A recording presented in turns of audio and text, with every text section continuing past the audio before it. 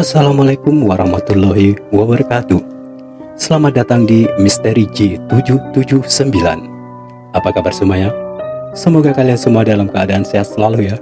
Di kesempatan kali ini saya akan membawakan sebuah kisah yang berjudul Pesugihan Nyai Sobrah.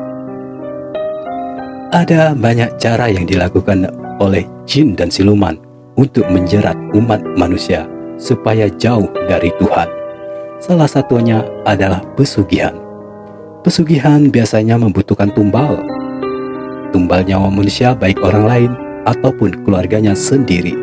Selain itu, bagi pelaku pesugihan, nantinya setelah dia meninggal akan menjadi budak di alam gaib. Berikut ini kisah tentang seseorang yang menjalankan pesugihan Nyai Sobrah. Sebelum kita ke cerita, kali ini untuk percakapannya saya akan menggunakan bahasa Belide. Dino yang kala itu baru berumur 10 tahun, yang masih sekolah kelas 4 SD. Masa kecilnya sangatlah sulit. Sepulang sekolah, Dino kecil tak ada waktu bermain layaknya teman-teman seumurannya. Ya, Dino harus menjaga adiknya yang kala itu baru berumur 4 tahun. Sementara kakak laki-lakinya harus bekerja membantu ayah dan ibunya. Pekerjaan ibu Dino selain sebagai ibu rumah tangga, dia juga menerima cucian pakaian para tetangga-tetangganya. Sementara ayah Dino bekerja sebagai tukang ojek. Kami tinggal di sebuah kampung kecil di pinggiran kota. Dino kecil sudah terbiasa dengan hidup serba kekurangan. Walaupun begitu, Dino tak pernah mengeluh atau marah kepada Tuhan dengan keadaan ini. Baginya, selama masih bisa berkumpul dengan keluarganya, itu sudah lebih dari cukup. Seperti layaknya anak-anak sebayanya, Dino rajin sekali mengaji dan sholat. Walaupun di sekolah, Dino sering sekali dibully dan diganggu oleh teman-teman sekelasnya.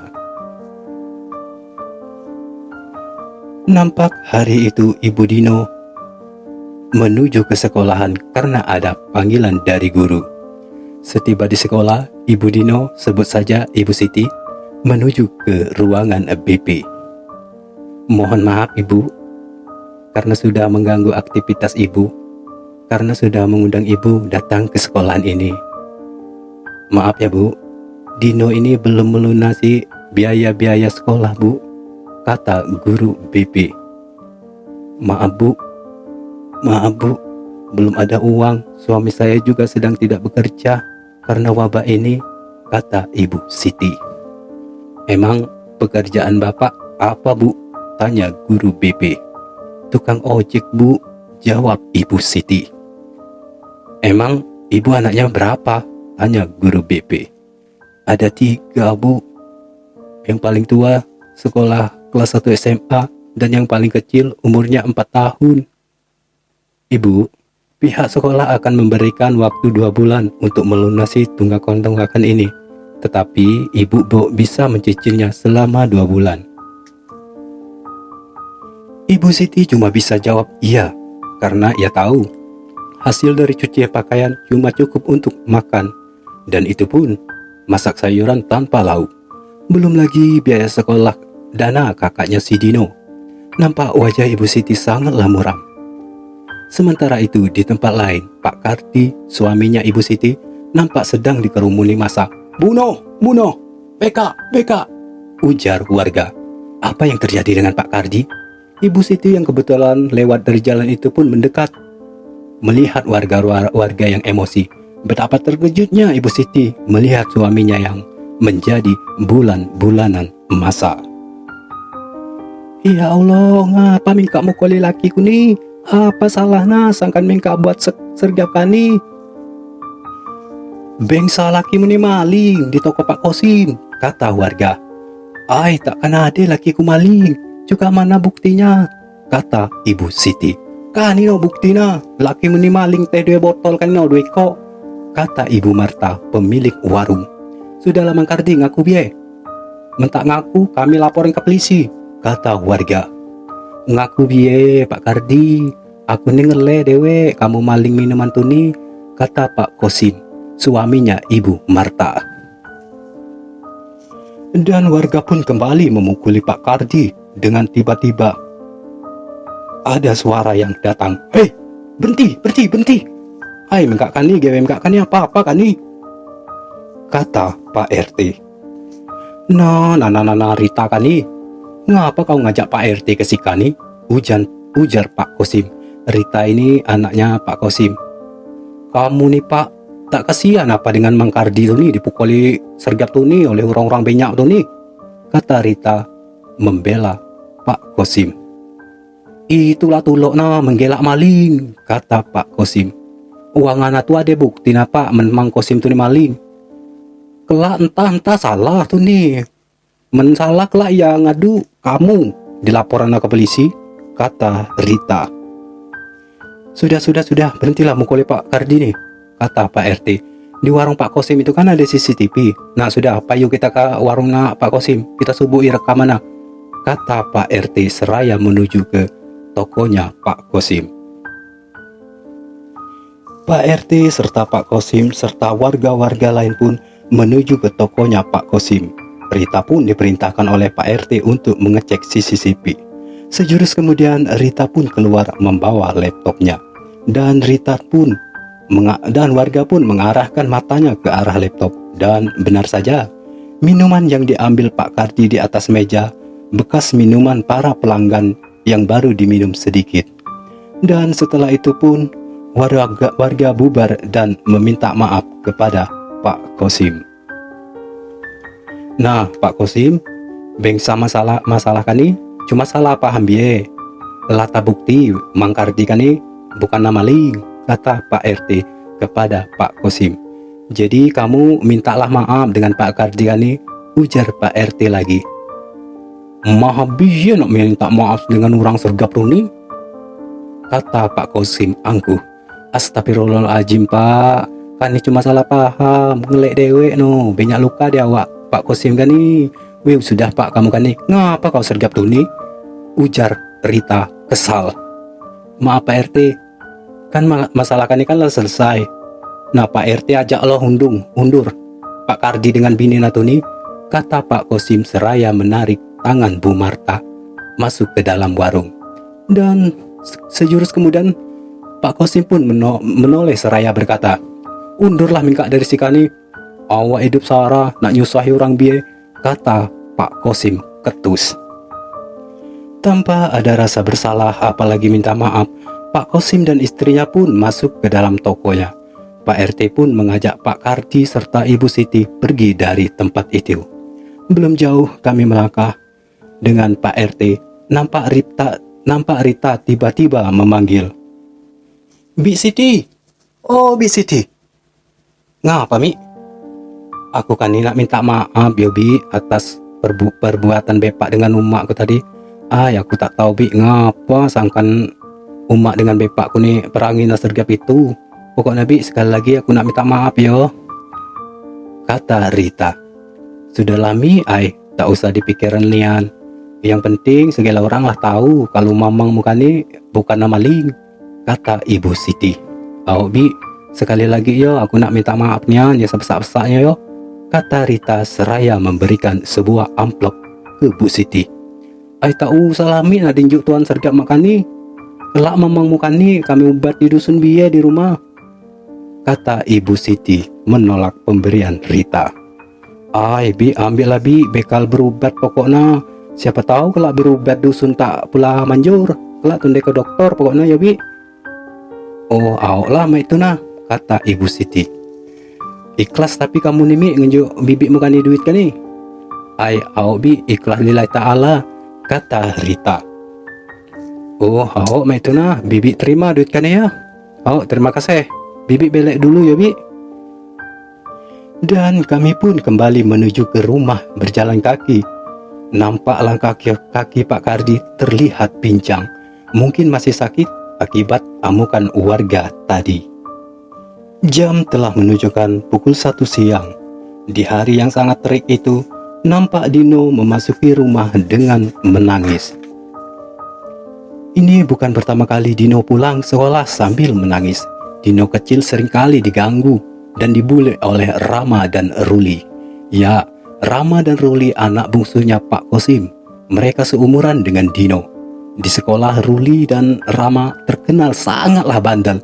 Putra bungsu Pak Kosim yang gembar itu pun sangat dimanja oleh keluarga Kosim. Setelah makan siang, Dino pun ke ruangan tengah. Dia nampak heran melihat bapaknya yang luka-luka lebam di sekujur tubuhnya. Mbak ni ngapa, Mak? Awak na banyak-banyak luka-luka sergap tu ni? Tanya Dino. Oh, bangsa bepak menilabu di jalan tadi, diserempet motor, kata Ibu Siti berbohong. Ngapa kau nangis tadi, lo? Tanya Ibu Siti. Anu, Mak, Rama dan Ruli ni ngatai aku anak maling. Ujina bak ni maling di warung bepak na, kata Dino. Sudahlah lo, Pai. Tak usah didengaran apa uji orang. Yang penting kau belajar belo, Pai. Siapa tahu kelak jadi orang, kata Ibu Siti sambil meneteskan air mata. Malam pun tiba. Di suatu malam yang dingin dan sepi, kala itu jam telah menunjukkan jam 10 malam. Nampak Pak Kardi duduk melamun di belakang rumahnya. Tampak di sana tumpukan-tumpukan rongsokan yang bertebaran.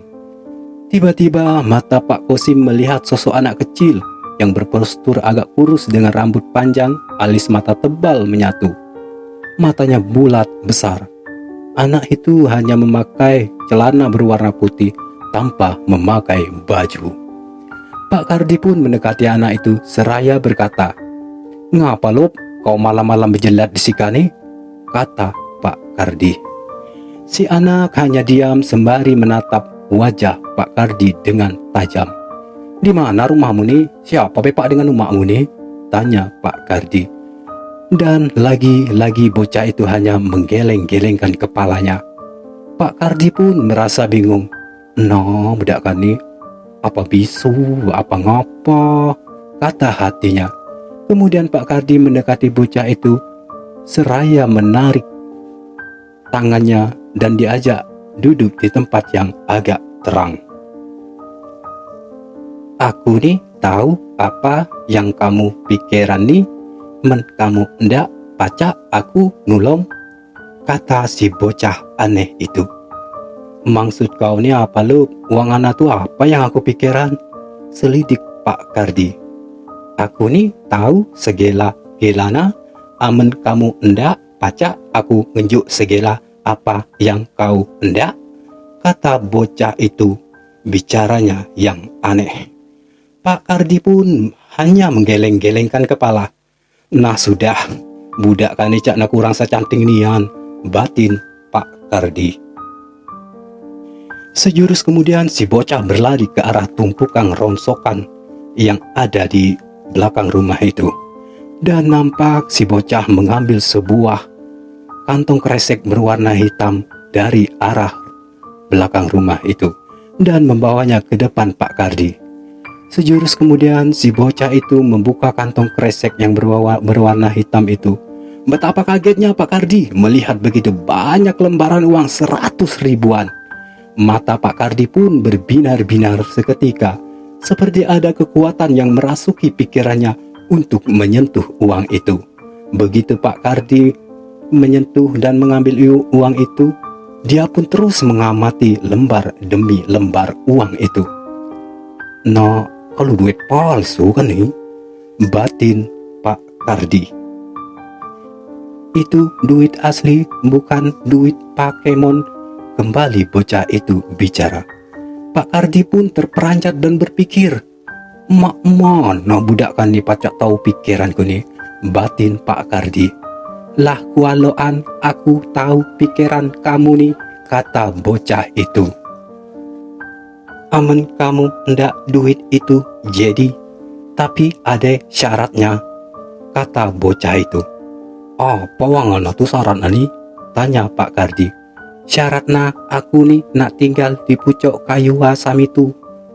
Seraya si bocah menunjuk ke arah pohon mangga.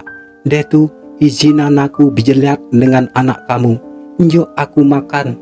Kamu taulah dewe aku katek lagi umak dengan bepak," ujar si bocah itu dengan kata-katanya yang aneh. Oh, lah cuma itu biaya syarat nah. Ada kan tak ku tanggung, kata Pak Kardi tanpa berpikir panjang. Dan tiba-tiba Ibu Siti muncul dari arah belakang Pak Kardi. Betapa kagetnya Ibu Siti melihat anak kecil itu. Kau, kata Ibu Siti tergagap. Ngapa Mak Dana? Kamu ni kenal dengan budak kani? Tanya Pak Kardi. Cakna aku kenal dengan budak kani, kata Ibu Siti lagi. Nampak Ibu Siti terus mengamati bocah yang bertubuh kurus pendek dengan mata besar dan daun telinganya yang runcing seperti kelelawar itu. Nampak ada juga 2 taring di atas bibirnya. Anak siapa kan ni Mak Dana? Emak uangan tu? Malam-malam makan di masih biar di tengah laman, tanya Pak Kardi. Nampak wajah Ibu Siti menyiratkan ketakutan. Oi Mak Dana, ngapa kau sergap ketakutan mak tu ni? Kata Pak Kardi. Mak kani cerita na Pak Dana. Dan Ibu Siti pun mulai berkisah. Sekitar 8 bulan yang lalu, di tengah malam, terdengar suara seorang wanita yang ingin minta tolong dari arah belakang dapur rumah. Aku pun terbangun dan segera ke belakang dapur. Aku begitu kaget melihat sosok wanita hamil yang sepertinya mau melahirkan. Aku pun segera menolongnya dan membawanya masuk. Wanita itu langsung berbaring di ruang dapur yang hanya beralas tikar. Aku yang tak pernah membantu orang melahirkan merasa bingung apa yang harus aku lakukan. Wanita itu menyuruhku menarik anaknya dari rahimnya karena bayi itu sudah mau keluar. Setelah bayi itu lahir, aku merasa heran karena bayi itu rambutnya begitu panjang dan tebal serta ada 2 taring di mulutnya. Wajahnya juga tak wajar, tak seperti anak-anak yang ada baru dilahirkan. Dan begitu bayi itu aku serahkan kepada wanita itu, wanita itu pun langsung menggendong bayi itu dan pergi. Seakan-akan setelah melahirkan kondisinya sudah pulih seperti sedia kala. Sebelum pergi, wanita itu pun mengucapkan suatu kata. Suatu hari nanti, aku akan membalas semua jasa-jasamu. Dan secara ajaib sosok wanita itu pun lenyap. Jadi cak napa budak kanilah yang aku tolong waktu itu, kata Ibu Siti. Setelah bercerita, Ibu Siti pun bicara. Apa ayo Pak Dana, kita masuk ke dalam, dingin di luar kani, kata Ibu Siti. Ayo kita masuk. Nah budak kani mak mana laju? Nak diajak ke dalam? Apa nak di luar ni lah? Kata Pak Kardi. Ajak masuk biar Pak Dana, kesian budak tu ni. Malam-malam tak baju sergap tu ni kalau lah masuk angin laju, kata Ibu Siti. Sejurus kemudian mereka bertiga pun masuk ke dalam rumah. Setelah masuk ke dalam rumah, nampak bocah aneh itu mendengus-denguskan hidungnya, seakan-akan mencium sesuatu. Kemudian melihat tingkah aneh anak itu, Ibu Siti pun bertanya, di mana wangana tu makmu ni? Tanya Ibu Siti kepada bocah itu. Umakku lah mati dibunuh oleh dukun yang kurang ajar itu. Bibi kan yang nulung aku waktu aku dilahirnya tu disikani. Sebelum umakku mati, aku disuruh datang ke Sika, kata si bocah itu. Ibu Siti nampak terdiam sekaligus bergidik ngeri. Nah laju anak siapa kan ni Mak Dana? Tanya Pak Kardi. No bepak muika lah kabengak nah. Lah kualoan tadi ni aku ya tu nulung nang lahiran. Tu ni kalau anak jin kalau ji orang ni, kata Ibu Siti. Mendengar kata dari Ibu Siti, seketika Pak Kirti merasa takut serta melepaskan kantong yang ia pegang, sehingga lembaran uang yang begitu banyak pun berhamburan ke lantai. Dan Ibu Siti pun merasa heran. Duit siapa tuh nih Pak? Ala kebanyak nah? Tanya Ibu Siti. Oh duit kan nih budak tuh nih yang ngenjuk tadi nih, kata Pak Kardi. Ai tak kena deh Pak ai.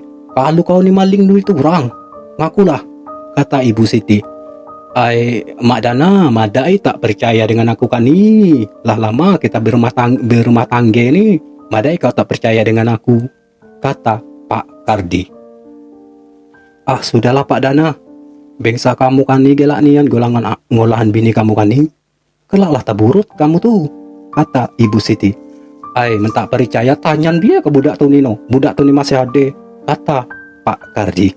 Nampak si bocah aneh itu pun menganggukkan kepalanya. Dan kemudian Pak Kardi menceritakan segala peristiwa yang telah terjadi. Dan sejurus kemudian Ibu Siti menatap ke arah si bocah itu. Bukan kan ni menduit beti nyupang jurang ni. Kelak menade tumbal lah. Wek aku isang gue hidup Sarah. Aku wek ngambil duit tu ni Pak. Janganlah beleganlah lagi ke budak tu ni, kata Ibu Siti. Dan si bocah pun menjelaskan kepada Ibu Siti dan Pak Kardi bahwa uang-uang itu bukan uang pesugihan, tetapi uang itu untuk membalas jasa Ibu Siti yang telah membantu ibunya melahirkannya. Nampak Ibu Siti mengerti seraya berkata, "Oh ya Allah, setan be lagi tahu terima kasih. Tapi ngapalah manusia di zaman mak kari ni malah tak tahu terima kasih." Sementara itu, di sisi lain, nampak Pak Kosim tengah melangkah ke arah rawa-rawa. Setibanya di sebuah bangunan yang kecil beratap seng, Pak Kosim pun duduk sembari menghidupkan sebuah lampu minyak kecil yang terdapat di depan sebuah pundak tanah. Ya, pundak tanah itu ditutupi dengan kain putih. Setelah selesai menyiapkan segala sesuatunya, Pak Kosim pun membaringkan tubuhnya di depan pundak tanah yang tingginya 1/2 meter itu. Orang Sumatera sering menyebutnya besema. Ya, besema itu seperti bertapa, tapi kalau di sini posisi pelaku berbaring. Kalau bertapa posisinya duduk. Biasanya orang yang bersema bertujuan untuk mencari wangsit. Cara mendapatkan wangsit pun berbeda-beda. Ada yang datang melalui mimpi, ada yang didatangi langsung oleh sosok penunggu tempat itu. 2 jam sudah berlalu. Pak Kosim pun terbangun ketika di hadapannya ada sosok wanita cantik yang berpakaian kerajaan ala Sriwijaya. Rambutnya yang panjang sangatlah harum. "Mau apa Kanda datang ke sini?" tanya sosok itu. Aku nak sugih, nak hidup kaya raya," kata Pak Kosim gugup. Bersambung, "Siapakah bocah aneh itu? Manusia atau jin? Dan siapa pula sosok wanita cantik itu? Apakah Pak Kosim yang melakukan pesugihan itu akan berhasil? Temukan jawabannya di Misteri J779. Terima kasih kawan sudah mampir di channel ini. Jika kalian suka dengan cerita-cerita dari saya, jangan lupa ya like, comment, and subscribe, serta hidupkan loncengnya. Dan sampai jumpa di kisah-kisah selanjutnya. Wassalam.